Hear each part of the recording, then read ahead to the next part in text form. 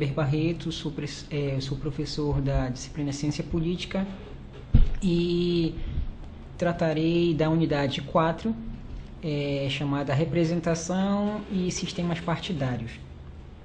Como tópicos nós temos a representação política, as eleições majoritárias e as eleições proporcionais, os sistemas de representação majoritário, o proporcional e o sistema de representação majoritária na composição dos parlamentos, que também é conhecido como o sistema distrital.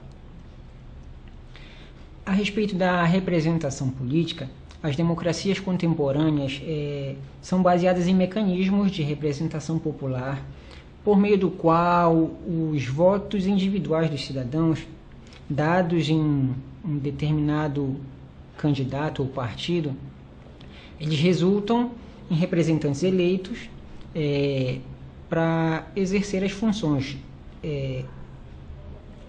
dos poderes executivo e legislativo do Estado. No Brasil, assim como em todas as democracias representativas do mundo, essa representação é baseada em 3 regras, como vocês podem ver aí no quadro.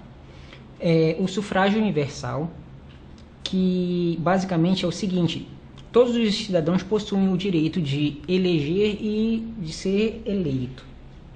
O sufrágio igual, que é o peso igual para o voto de todo e qualquer eleitor. E, por fim, o sufrágio secreto, que é a garantia de sigilo da escolha ou na escolha do eleitor quando ele estiver votando. Aqui no Brasil, essas regras básicas só passaram a existir a partir da legislação eleitoral estabelecida em 1932. Mas apesar da observância dessas 3 regras pela nossa legislação eleitoral, o nosso sistema eleitoral ele apresenta certas distorções justamente quando trata da representação dos cidadãos na Câmara dos Deputados, dependendo do estado da federação onde estão situados e votam. Isso acontece porque os efeitos que são chamados distorsivos, eles causam ou eles dão uma falsa impressão, ou assim, na prática eles distorcem mesmo. Então o que o eleitor pode pensar que está acontecendo, no final acontece de uma outra forma. Os nomes desses chamados efeitos distorsivos são subrepresentação, que é o caso que acontece quando muitos eleitores têm poucos representantes, e o outro termo é sobre-representação, que é quando existem poucos eleitores com muitos representantes. Essas distorções elas resultam de 2 fatores: a adoção de um número mínimo que é 8 e de um número máximo que é 70 para os deputados federais por estado, e também da adoção de um quantitativo fixo para as bancadas estaduais, independente da variação do seu eleitorado ao longo do tempo. Na prática, acontece o seguinte: é como se o voto de um habitante, por exemplo, de Roraima, ele pesasse 14 vezes mais do que de um habitante de São Paulo.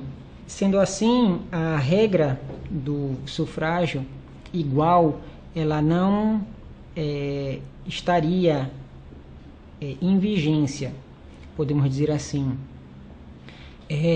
Vocês podem acompanhar no quadro que aparece aí no slide 4, que nós temos os 3 estados como exemplo: Pará, São Paulo e Roraima, o quantitativo do eleitorado de cada um desses estados, isso em 2008, o número de representantes na Câmara de Deputados e o número de eleitores por representante na Câmara de Deputados.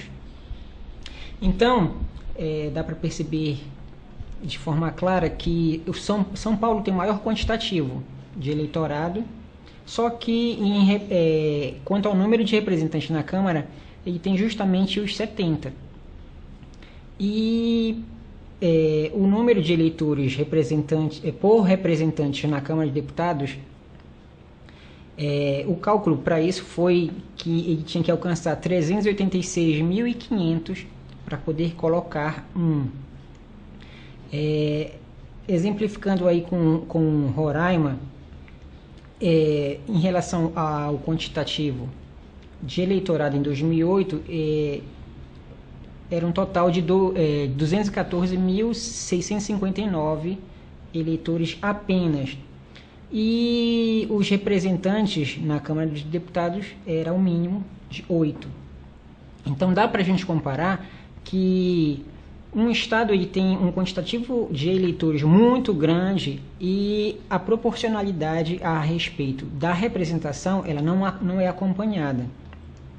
O caso de São Paulo é o caso extremo quando nós tratamos a respeito da subrepresentação, quer dizer, é classificado como uma subrepresentação. E o caso de Roraima é classificado como um exemplo de sobre-representação. O que importa disso é o seguinte: nas democracias representativas, os sistemas eleitorais eles procuram manter a igualdade entre os cidadãos, embora isso nem sempre seja garantido. Sobre as eleições majoritárias e as eleições proporcionais, no slide 5, no Brasil existe uma combinação de pleitos regidos pelo sistema majoritário e outros regidos pelo sistema proporcional. Para os cargos do executivo, que são presidente, governador, prefeito e senador, utiliza-se o sistema majoritário. Já para os cargos legislativos, estaduais, federais e municipais, Câmara dos Deputados, Assembleias Legislativas, Câmara de Vereadores e Câmara Distrital, no caso de Brasília, o sistema utilizado é o proporcional. Vocês podem acompanhar aí no quadro que existem os cargos, o âmbito, o poder, que correspondente a cada cargo, a esfera e o sistema eleitoral cujo qual ele se enquadra. Sobre o sistema de representação majoritário, ele é o mais simples de ser analisado, pois ele pode ser sintetizado na seguinte frase: o vencedor leva tudo, ou seja, aquele que alcança o maior número de votos vence a eleição. Então, o partido que alcança é o vencedor, o candidato que alcança, ele é eleito. Nesse sistema, o peso do voto de todos os brasileiros, vamos utilizar como exemplo, é rigorosamente igual. Ou seja, o voto de um habitante lá de Roraima, ele vale tanto quanto o de um habitante de São Paulo ou do Pará. E o voto de cada eleitor nesse sistema de representação, ele é computado junto, independentemente do estado onde se encontre. Esse sistema de sufrágio majoritário, esse sistema, na verdade, ele é chamado ou é considerado como um sistema de sufrágio majoritário direto, porque existe o mesmo sistema na forma indireta.